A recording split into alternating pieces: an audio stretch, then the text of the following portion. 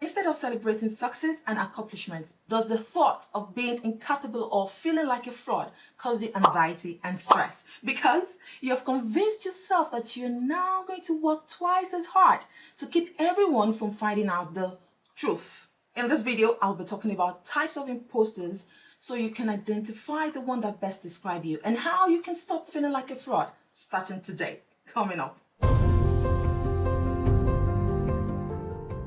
This phenomenon of imposter syndrome, aka fraud police mindset, is a mentally debilitating mindset that is a collection of feelings of inadequacy that continues even if you've already succeeded. Imposters deal with chronic self-doubt and a sense of fraud that overshadows any glimpse of success or external proof of their competence. Imposter syndrome is something that disproportionately affects women, especially in the world of entrepreneurship. The sexist culture that exists on the 30 list and billionaire testimonials leaves most women feeling like they don't have what it takes to make it big for themselves. But that's not true. We have it in us to succeed, and there are women crushing it. So when it comes to feeling like a fraud, are there exceptions? And how do you combat it? Here's what you need to know. First, there are no exceptions. Do you look up to your entrepreneurial role model and think, wow, they really must have it all? Imagine that confidence. Well, news flash, they aren't all that confident. Many highly successful people all share one thing. Deep down, they feel like imposters or frauds too. Still in doubt? Let me prove it to you. Sometimes I wake up in the morning before going off to a shoot and I think, I can't do this. I'm a fraud. Yeah, that's by Kate. I have written 11 books, but each time I think, they're going to find out now. I've run a game on everybody and they're going to find me out. And that's by the legend herself, Maya Angelou. So I think the common causes of imposter syndrome includes feelings of an overall sense of intellectual fullness, stereotype threats, stigma, and there are some reports, that believe that this has its roots in labels attached to some members of the family where one child can be termed sensitive and another intelligent.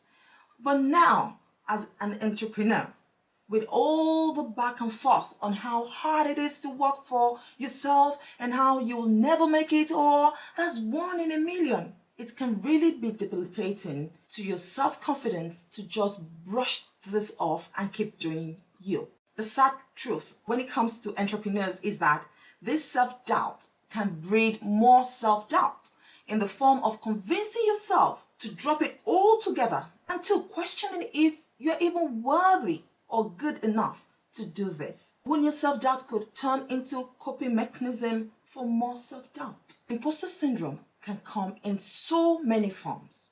There's only one supposed imposter, but there are so many types. 1, the perfectionist. Let's face it, when you're starting out on your own, it's easy to get caught up in the whole this has to be done perfectly mindset. Perfectionism and imposter syndrome really do go hand in hand, and these perfection seekers set ridiculously high goals. But when they don't achieve those goals, they go through increased self-doubt and worry about being able to keep up with it. So way out tip for you. Calm down on the unrealistic standards. Go for tasks that extend you rather than deflate you. It's okay to have flaws. Everybody have theirs, so embrace yours. Take the chance to be happy with the effort you put in and stop focusing on that extra 10% that you could have further added to your 100%. 2, the superhero. If you've convinced yourself that you're a fraud, but still pushing yourself to work twice as hard to measure up to that idealized version of yourself, this is probably just a facade to conceal insecurities about your abilities. But you have to remember, this is all in your head.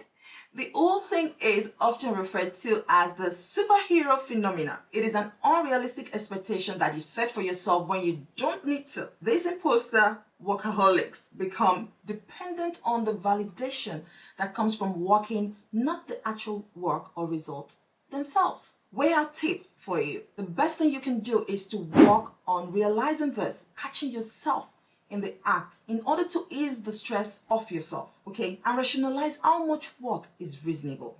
3, the Einstein expectation. We've all been there, convincing ourselves that the only way others are able to accomplish their goals is because they must have been born that way. And it really does look like that. But think about singers and actors. They seem to have a natural born talent that has helped them get so far with their goals. What do you do if you don't have a natural born genius inside you? Well, the good news is that doesn't exist. This type of imposter syndrome sufferers are keen on setting their bar ridiculously high, just as perfectionists do as well. Do you have a long history of receiving straight A's and living all by the rules?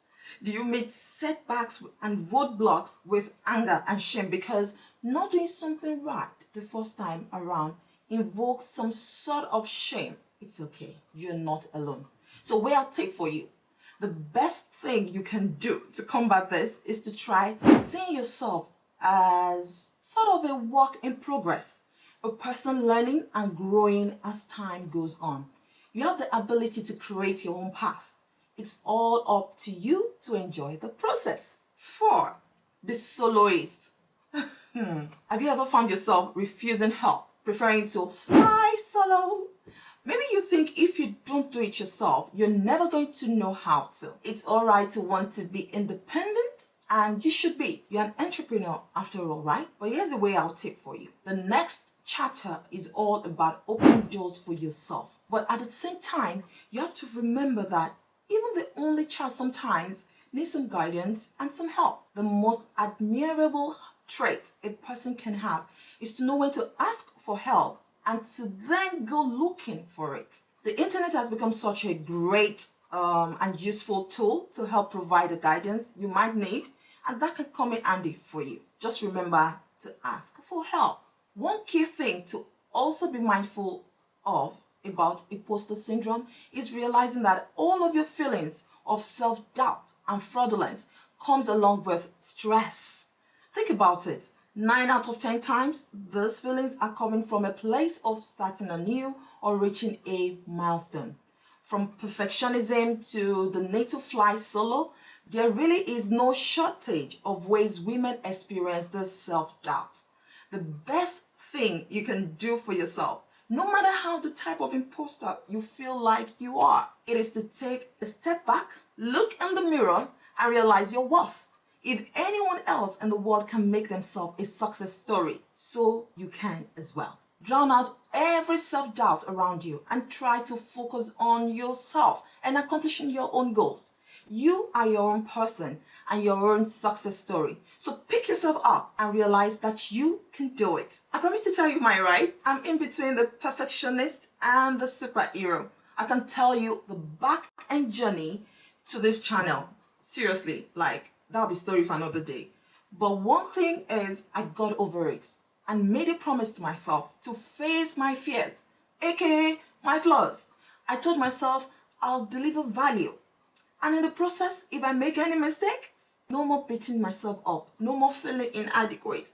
I'll just enjoy the process, keep learning and showing up. So, do you think you're suffering from imposter syndrome, or if you already identified yours before now, share your story on how you cope with this fraud police mindset. If you're just meeting, it's a pleasure having you here. My name is Fumi. I inspire female entrepreneurs to create lifestyle modifications that can help them overcome chronic stress and burnout so they can thrive in their body and business. If you enjoyed this video, consider subscribing, like the video, and hit that little notification bell so you won't miss any of my videos. And to my subscribers, you are simply amazing. Thank you so much. If you're yet to join Soul Tribe, there's a link in the description box for you to join and get free access to exclusive resources on how to nourish, live, and create impact as a female entrepreneur. I'll see you in my next video. Take care of yourself.